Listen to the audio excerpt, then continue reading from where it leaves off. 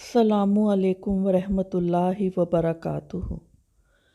اتنی مشکل بات نہیں۔ رات کو بیٹا پھل لے کر آیا اور بیوی کے کمرے میں چلا گیا، لیکن جس بندے کی کل کمائی اس کا پتر ہو اور بھری جوانی میں جس نے کہا ہو اپنی بیوی سے کہ میں پرانے کپڑوں میں عید گزار لوں گا، تم بچوں کے نئے کپڑے لے آؤ، اور جس نے 30 سال پردیس میں گزارے ہوں اور اپنا کمبل بھی نہ بدلا ہو کہ میرے بچے پڑھ جائیں، باغ تیرے دی کر کر راکھی ساری عمر گزاری، جدوں باغ پکن تے آیا لے گئے ہور بیپاری۔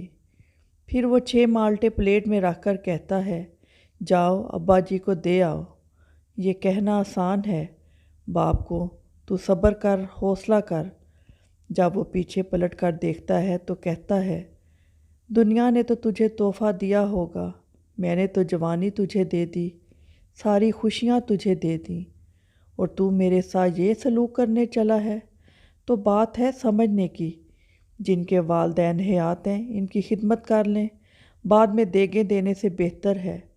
شاید کہ تیرے دل میں اتر جائے میری بات،